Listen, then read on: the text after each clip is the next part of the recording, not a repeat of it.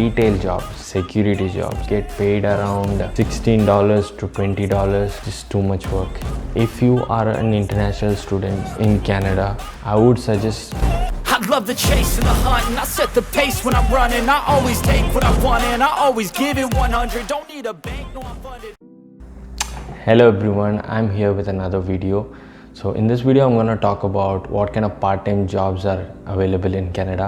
A lot of my friends ask me what kind of part-time jobs they can do in Canada as an international student, and I have experience working in some part-time jobs in the past 3 years. So in this video I'm going to explain what kind of part-time jobs are there, how much you'll be paid and what you'll be doing in those jobs. So let's get into it. To make it easy, I have divided these jobs into groups so that I can explain it better. So the first group is retail jobs. So retail jobs would be anything where you work in stores like Walmart, Freshco, Food Basics, Metro, or pharmacies like Rexall, Shoppers, anything related to that. My first part-time job in Canada was in Walmart, and I've worked in different positions in Walmart. I worked there for almost 2 years. There is not any big requirement for this job. There might be an age requirement, but the interview would be very simple and you'll mostly get the job because they always need people. In my experience, if you get a job as a cashier, that would be the best because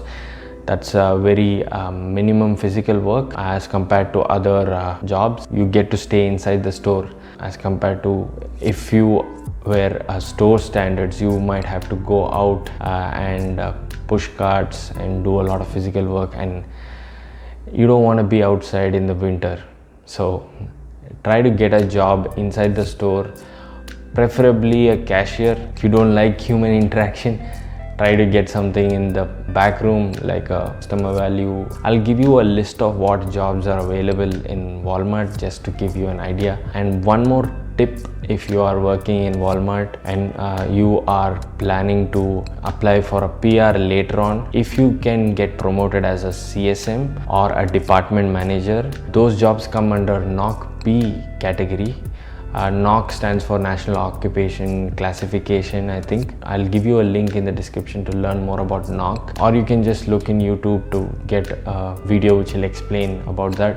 Walmart pays around $15.5 to $16.5 per hour. People who work overnight get a dollar more. I would imagine every other retail store pays similar, and except Costco. I think Costco pays a little more. So I would like to rank these jobs in terms of physical stress, probably mental stress, and pay as well. If you see these Walmart jobs, and if you work in a busy city like Toronto, there is physical stress in the job, there is mental stress obviously, and the pay is low as well. So This is the worst.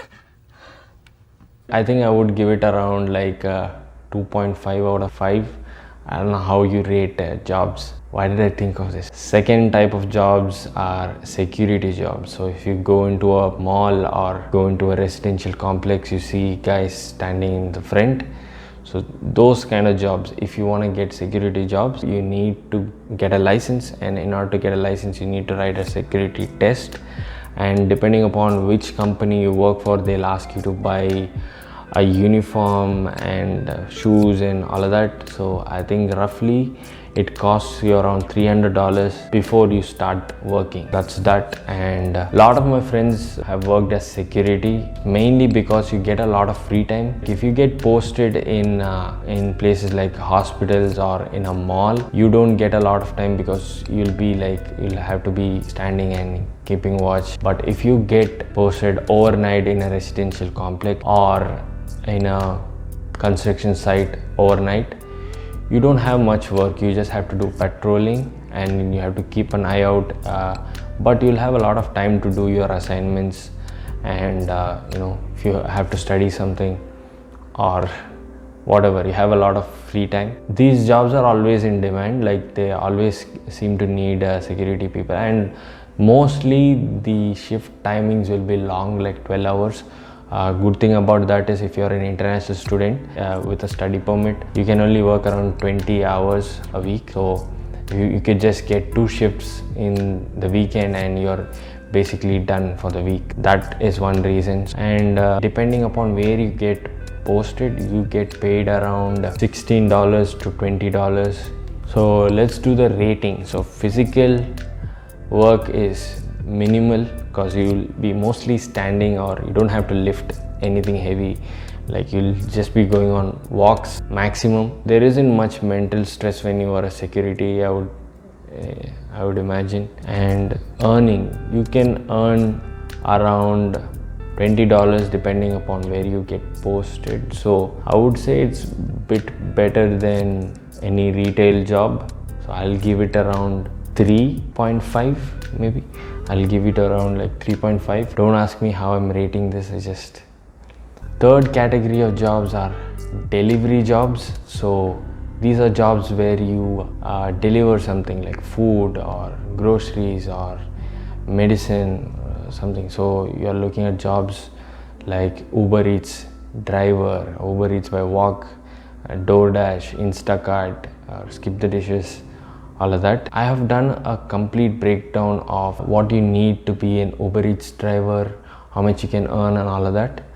So you can click on that video, it will show up here and it's in the description as well. I would suggest, if you are a student and you're trying to save money, it's better to look for some other job, because when you get a car, there are a lot of expenses that come with a car. Like, you have to pay for the insurance, you have to pay for gas, there's maintenance as well. And if you are planning to do Uber by walk or by bike, that is good. Like, you can do that, but you can only do that in summer, because in winter it's not practical to walk around when it's snowing like that. In my experience, you can earn around anywhere from $17 to $20 per hour. Most of the earnings from these kind of delivery jobs are dependent on the tips you get, what kind of time it is. So you get paid more in weekends, so it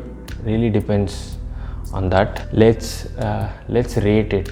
There is a little bit of physical stress, I would say, because if you're biking or walking, or even if you are doing deliveries by car, you do get tired driving around town. So there is little physical stress. There is obviously a little bit of mental stress. You might have a really bad customer, and pay is uncertain. Sometimes you get good, sometimes you don't get good. Sometimes maybe good, sometimes maybe shit.